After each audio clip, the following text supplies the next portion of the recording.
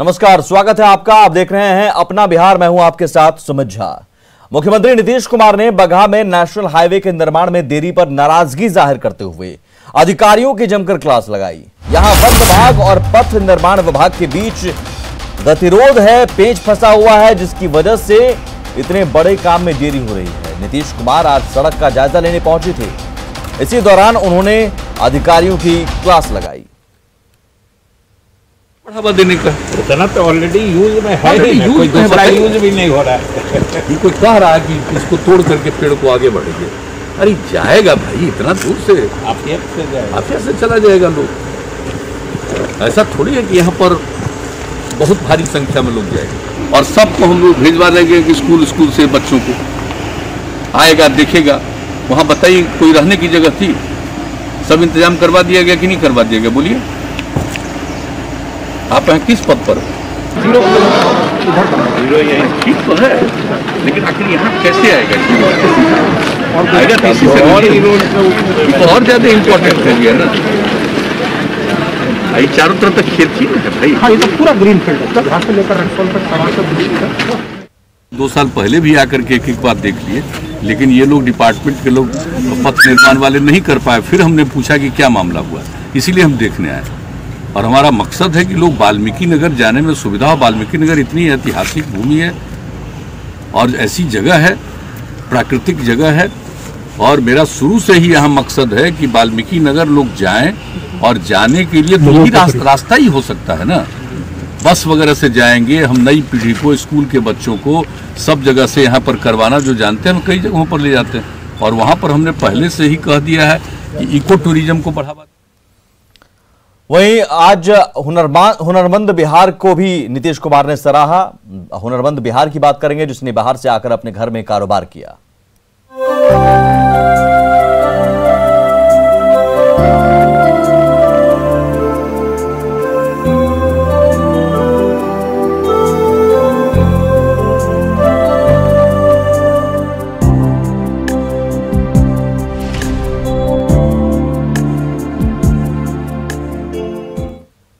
तो सीएम नीतीश कुमार आज बेतिया के चनपटिया पहुंचे, जहां उन्होंने स्टार्टअप का जायजा लिया। इसकी शुरुआत कोरोना काल में बाहर से बिहार लौटे हुनरमंदों ने की है।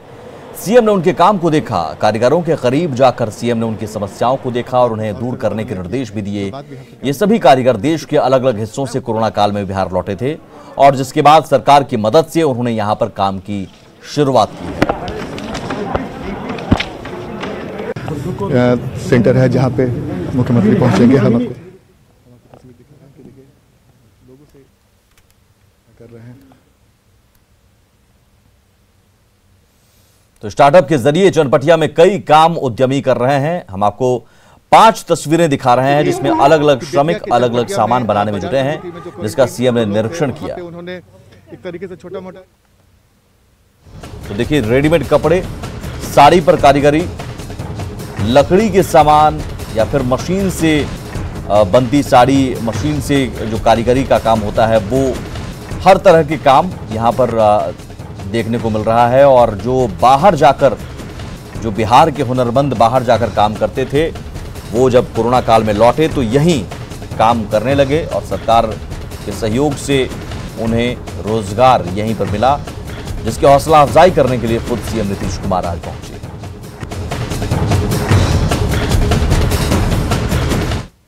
सीएम नीतीश कुमार ने चनपटिया में उद्यमी और कारीगर से क्या बात की और उन्हें क्या निर्देश दिए, देखिए। एक दिन में कितना बना लेते हैं? एक दिन में एक कारीगर 5 पीस 4 पीस बना देता है। अगर 20 कारीगर बैठे हैं तो 200-150 पीस। यहाँ काफी कारीगर लोगों को भी इंगेज कर दिए, यहाँ के लोगों को ट्रेनिंग कर दिए जी, सब कुछ सिखा दिए।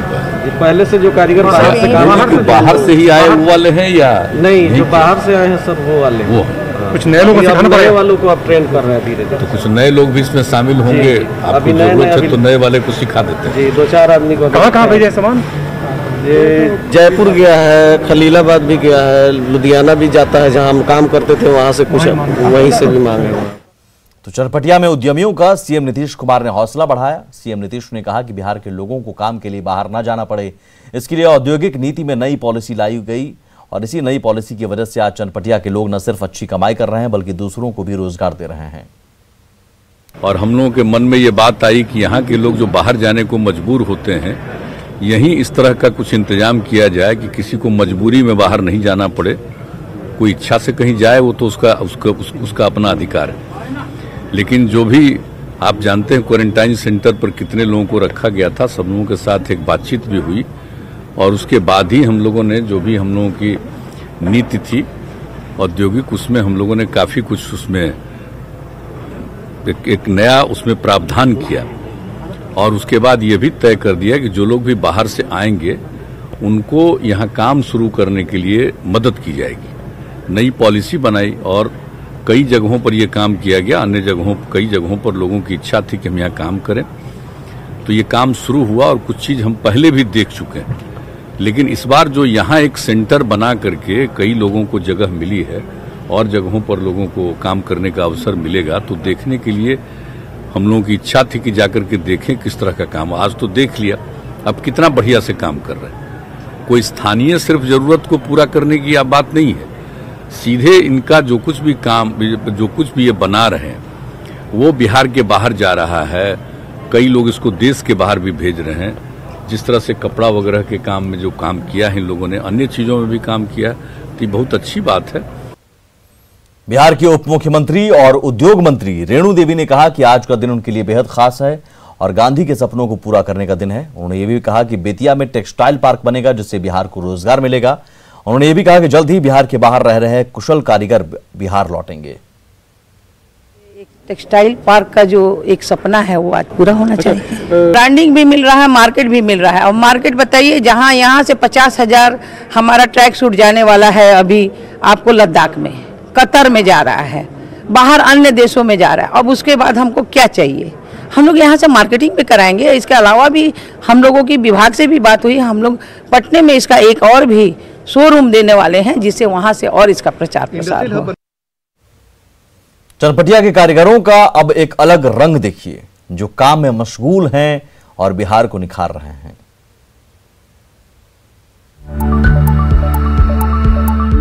कंप्यूटराइज्ड हाईटेक मशीन से खटखट की आवाज आ रही है और साड़ी पर एक से बढ़कर एक डिजाइन तैयार हो रही है। ये चनपटिया के बाजार समिति का नजारा है, जहां इस तरफ साड़ी पर डिजिटल डिजाइन तैयार हो रही है तो दूसरी ओर ये महिलाएं अपने हाथों से कपड़े पर आकर्षक आकृतियां उकेर रही हैं। कभी अहमदाबाद और सूरत की साड़ी मिल में काम करने वाले ये मजदूर प्रशासन की मदद से अपने गांव घर में एक से बढ़कर एक डिजाइन की आकर्षक साड़ियां बना रहे हैं। मतलब 24 घंटे में कम से कम 10 साड़ी निकल जाता है। यहाँ से 10 साड़ी निकल जाता है। और कहाँ जाता है यहाँ का साड़ी? अभी तो लोकल ही जा रहा है, बेतिया में। जो दुकानदार है वो ऑर्डर दे रहे हैं कि 100 पीस दे दो हमें। चनपटिया के बाजार समिति के इस विशाल प्रांगण में कई महीने पहले लॉकडाउन में बड़े शहरों से घर लौटे सैकड़ों मजदूरों को क्वारंटीन किया गया था।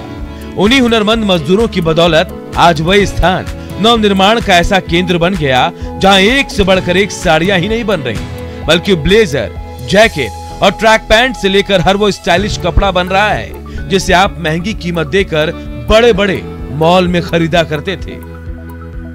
जितना डिमांड हो रहा है पूरा कर पा रहे हैं? जी जी जी। आगे का प्लान क्या है? आगे तो हम कपड़ा बनाने जा रहे हैं यहीं पे। अच्छा, यहाँ कपड़े का भी निर्माण होगा? अभी हम सूरत से मंगाते हैं। अच्छा। अब खुद बनाएंगे यहाँ। चनपटिया बाजार समिति में बने ये रेडीमेड कपड़े आज लोकल मार्केट ही नहीं बल्कि कई पड़ोसी देशों में भी भेजे जा रहे हैं। तो कोरोना काल में चनपटिया ने ऐसी लकीर खींची है जो हर किसी के लिए मिसाल बन गई है। आनंद अमृतराय, न्यूज़ 18 बेतिया। बिहार की सियासत से जुड़ी बड़ी खबर, बीजेपी सांसद राकेश सिन्हा का बड़ा दावा, आरजेडी के कई विधायक संपर्क में हैं। राकेश सिन्हा ने यह दावा किया है। राकेश सिन्हा ने कहा कि 6 विधायकों ने मुझसे संपर्क किया है और तेजस्वी यादव पर पलटवार करते हुए राकेश सिन्हा ने कहा कि तेजस्वी मुंगेरी लाल के हसीन सपने देखना छोड़ें, आरजेडी में होने वाली है बड़ी टूट।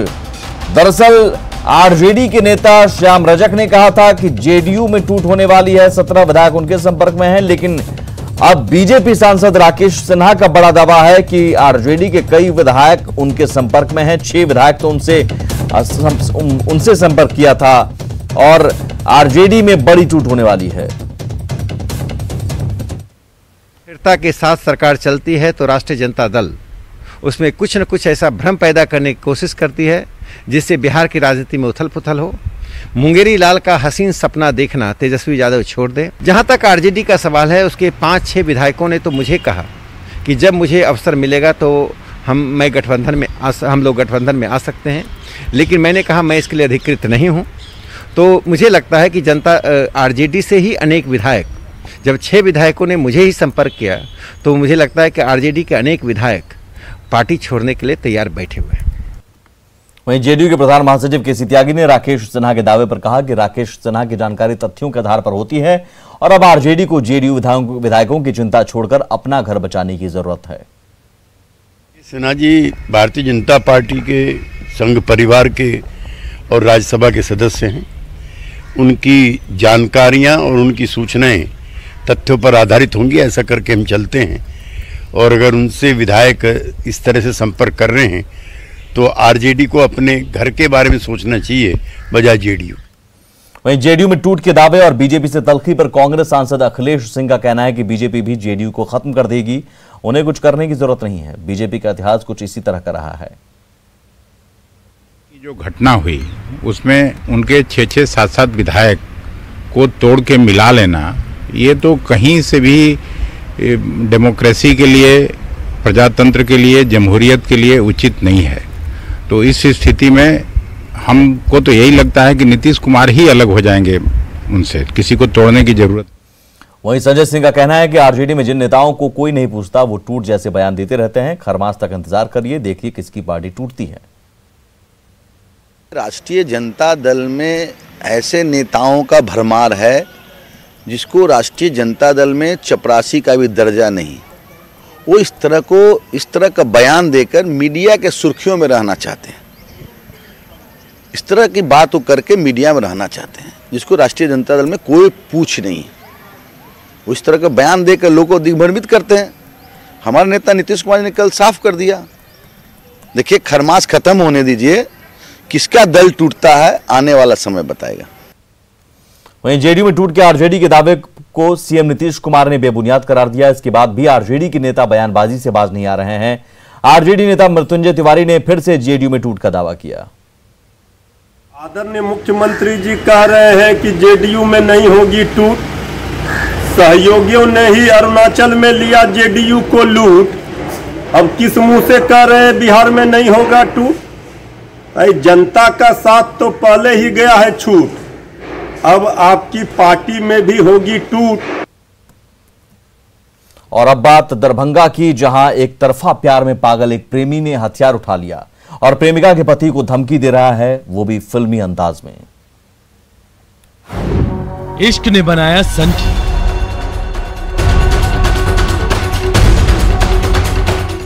तूने मुझे चैलेंज किया था तो तेरे घर पे आके मैंने मारा था तेरे भाई को गोली। एक तरफा प्यार में हुआ पागल।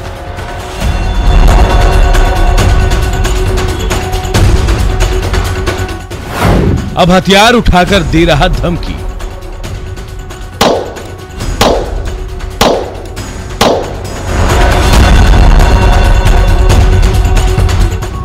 दो साल पहले जो न्यूजीलैंड में हुआ था ना, अब राढ़ी गांव में होगा। नहीं तो मैं जो कह रहा हूँ मेरा बात मान के अपने परिवार को सेफ कर ले।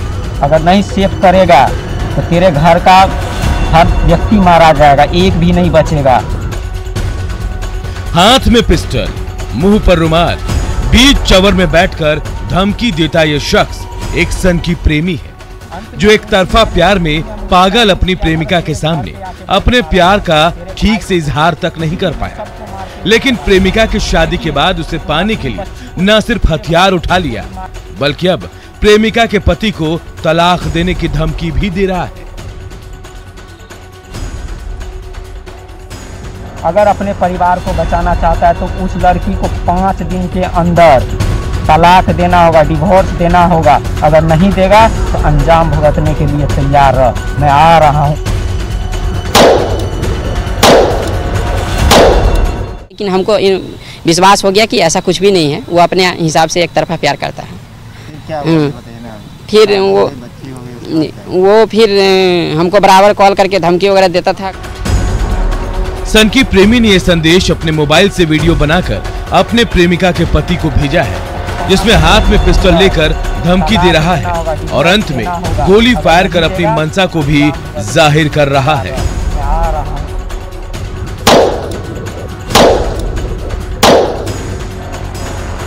खास बात यह है कि इससे पहले भी प्रेमिका के पति पर जानलेवा हमला किया है, लेकिन रात के अंधेरे में गोली दूसरे को लग गई। उसी दिन मैं तेरे घर के हर एक आदमी को मार देता, फिर भी मैं आखिरी चांस दे रहा हूँ रारी समाज के माध्यम से। मेरे ससुराल का व्यक्ति एक जितेंद्र शर्मा मुझे कॉल करके कहा कि तुम उस लड़की से शादी नहीं करो, हम उससे प्यार करते हैं या लव करते हैं। तो हमने कहा कि ठीक है, तुम ऐसा करो, 2 दिन बचा हुआ है, आ जाओ, मिल लेते हैं, जो भी है उसको देखा जाएगा समस्या को। दरभंगा के राड़ी गांव का रहने वाला है रामलाल यादव। पत्नी आरती को उसके मायके में छोड़कर खुद सनकी प्रेमी यानी जितेंद्र कुमार शर्मा से बचने के लिए थाने की चक्कर लगा रहा है और पुलिस हाथ पर हाथ धरे बैठी है। तो पूरे परिवार को मार देंगे, तुम अभी 5 दिन के अंदर में डिवोर्स ले लो और हमको एक कागजात डिवोर्स वाला भेजो, तभी, नहीं तो तुम अभी भी रख रहे हो पत्नी को। हम कहें नहीं, अभी तुम ऐसा करो, हम उसको नहीं रख रहे, तुम पता लगा लो। में से अभी तक कोई अरेस्ट नहीं हो पाया। मन में पूरा डर है, हम लोग पूरा परिवार रात भर नहीं सोते हैं, पूरे गांव भी दहशत में है कि कब गोली चला जाएगा। आता है, धुंधला का टाइम है, कभी चला जाएगा, नहीं चला जाएगा। सनकी प्रेमी रामलाल और आरती की शादी तुड़वाने पर आमादा है और तलाक की मांग पर अड़ा है। तलाक नहीं देने पर पूरे परिवार सहित गांव में खून की नदियां बहा देने की धमकी भी दे रहा है। ऐसे में पुलिस ही सनकी प्रेमी जितेंद्र कुमार से रामलाल यादव और उसके पत्नी को बचा सकती है। विपिन कुमार दास, न्यूज़ 18 दरभंगा। विक्रम में उग्र भीड़ ने बच्चा चोरी के आरोप में एक युवक की जमकर पिटाई कर दी। आखिरकार विक्रम पुलिस ने आरोपी को भीड़ के चंगुल से छुड़ाया।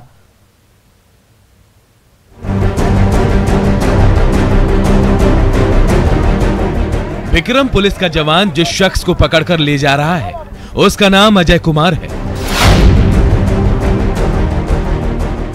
देखिए, इस शख्स के चेहरे पर चोट के कई निशान हैं।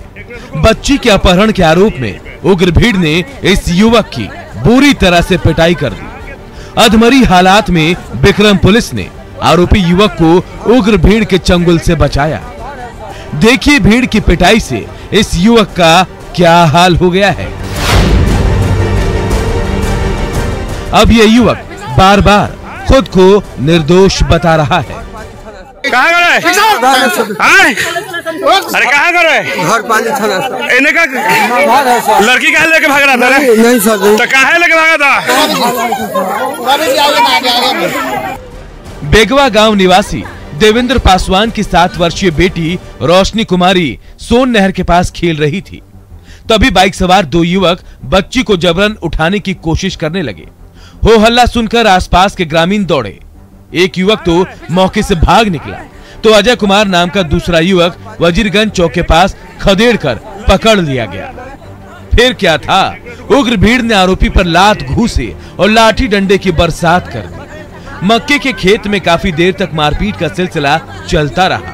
खबर मिलते ही विक्रम पुलिस के जवान मौके पर पहुंचे और भीड़ के चंगुल से आरोपी युवक को छुड़ाया। इस तरह से मॉब लिंचिंग की घटना होने से बच गई। अमरजीत, न्यूज़ 18 दानापुर। साल 2020 का आज आखिरी दिन है। विदा हो रहे साल में लोग सारे गिले शिकवे भुलाकर नए साल के स्वागत की तैयारी और जश्न में डूबे हैं। ऐसे में कलाकार भी अपने अपने अंदाज में गीतों के जरिए खुशियों का पैगाम दे रहे हैं।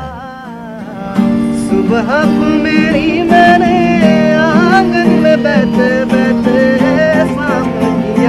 चन्ना मेरे आ चन्ना मेरे आ चन्ना मेरे आ बेलिया।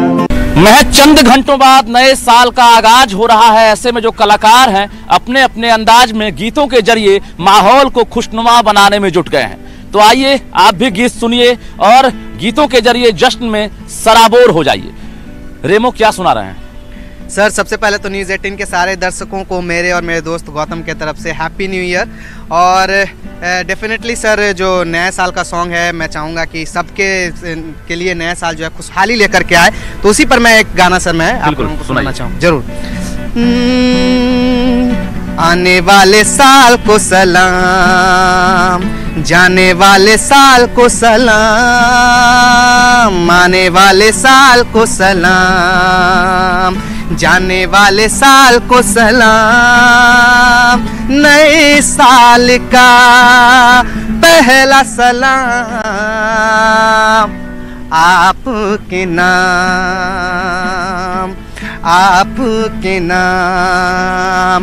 Happy new year, happy new year, happy new year, happy new year. आने वाले साल को सलाम, जाने वाले साल को सलाम, चेहरों पर चेहरे अनजाने, कौन किसी को अब पहचाने, किसके दिल में क्या है जाने, किसके दिल में क्या है जाने। आज निगाहों से लेते हैं लोग जुबां का नाम, आपके नाम, आपके नाम। Happy new year, happy new year, happy new year, happy new year. आने वाले साल को सलाम, जाने वाले साल को सलाम, नए साल का पहला सलाम आपके नाम, आपके नाम, आपके नाम, आपके नाम। Happy new year, happy new year, happy new year, happy new year, happy new year, happy new year, happy new year, happy new year.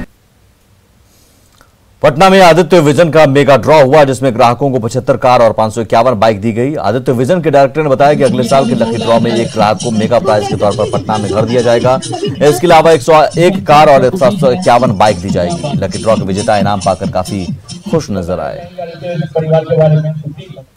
Aditya vision से जो भी लोग जुड़े हैं वो भाग्यशाली हैं और हमेशा भाग्यशाली रहेंगे।